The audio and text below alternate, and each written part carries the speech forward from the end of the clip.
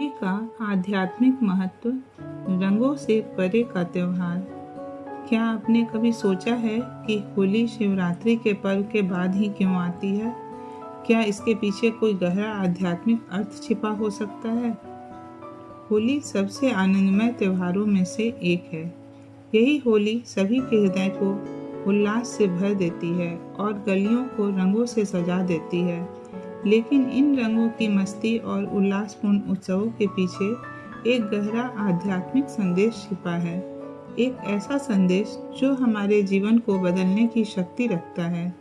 होली सिर्फ रंगों से खेलने के बारे में नहीं है, बल्कि हमारे जीवन को सद्गुणों से रंगने के बारे में भी है। क्या होगा अगर यह सिर्फ होलिका दहन के बारे में नहीं है, बल्कि हमारे भीतर की बुराइयों को जलाने के बारे में भी है। आइए होली के गहरे आध्यात्मिक महत्व को समझें कि हम कैसे इस पर्व को इसके सबसे शुद्ध रूप में मना सकते हैं। होली शिवरात्रि के बाद ही क्यों आती है?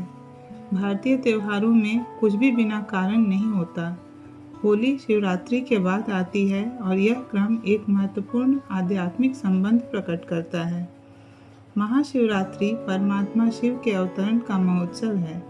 यह वह समय है जब अज्ञानता के घने अंधकार में भटकती आत्माओं को दिव्य बोध प्राप्त होता है, जब काम, क्रोध, लोभ, अहंकार जैसे विकारों के बंधन से मुक्त होने का द्वार खुलता है। इससे पहले दुनिया अज्ञान के अंधकार में डूबी होती है और क्रोध, लोभ, अहंकार जैसी बुराइयां इसे नियंत्रित करती हैं। परमात्मा शिव के आगमन से आत्मा का आंतरिक रूपांतरण आरंभ होता है और आत्माएं परमात्मा की याद के दिव्य रंग से रंग जाती हैं।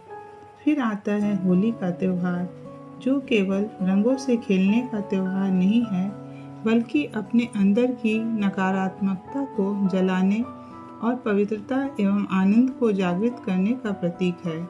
प्राचीन समय में होली की शोभा यात्राओं में चैतन्य देवताओं की झांकियां निकाली जाती थी, जो सभी को एक ऐसे विश्व की याद दिलाती थी जो शांति और सद्गुणों से परिपूर्ण था।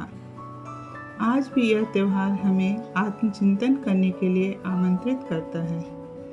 क्या मैं वास्तव में होली मना रहा हूँ या केवल रंगों से खेल रहा हूँ? क्या मैं सतयुगी गुणों को अपने जीवन में वापस ला सकता हूँ?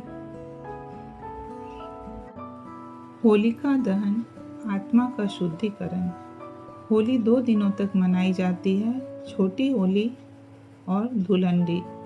छोटी होली की रात होलिका दहन किया जाता है, जो अच्छाई की बुराई पर जीत का प्रतीक है।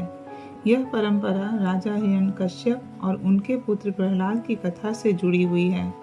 राजा हिरण्यकश्यप अहंकार में अंधा हो गया था और अपने पुत्र प्रहलाद की विष्णु देवता के प्रति अटूट भक्ति को समाप्त करना चाहता था। उसने अपनी बहन होलिका से कहा कि वह प्रहलाद को गोद में लेकर अग्नि में बैठे, क्योंकि उसके पास एक ऐसा वस्त्र था जो आग में जलने से बचाता था। होलिका ये सोचकर कि ये वस्त्र उसे बचा लेगा, प्रहलाद को लेकर अग्नि की चिता पर बैठ गई। लेकिन ईश्वर की लीला कुछ और ही थी। उस वस्त्र ने उड़कर प्रहलाद को ढक लिया, जिससे वह सुरक्षित रहा और होलिका स्वयं जलकर राख हो गई। होलिका दहन की प्रथा हमें यह सिखाती है कि अहंकार और अन्याय चाहे जितना भी शक्तिशाली क्यों न हो, सच्ची आस्था और प्रभु प्रेम के सामने वह नष्ट हो जाता है। होली के सच्चे रंग, गुणों के रंग।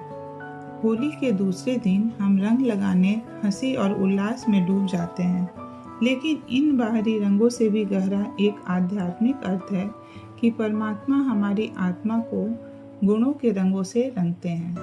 शांति का रंग, जैसे नीला आकाश सबको शीतलता देता है, वैसे ही परमात्मा का ज्ञान हमें गहन शांति से भर देता है।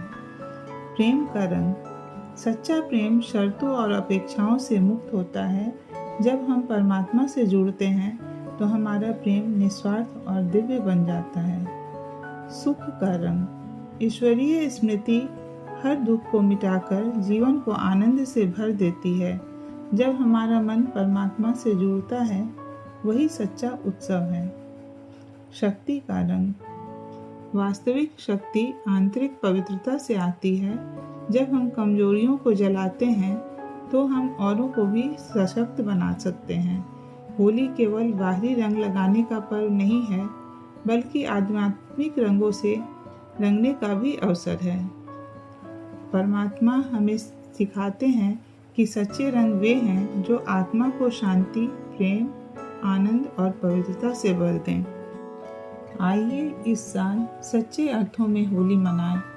ऐसी होली जो हमारे जीवन में सच्ची खुशी, पवित्रता और एकता लाए, क्योंकि अंत में हमारे चेहरों के रंग फीके पड़ जाएंगे, लेकिन सद्गुणों के रंग हमेशा बने रहेंगे।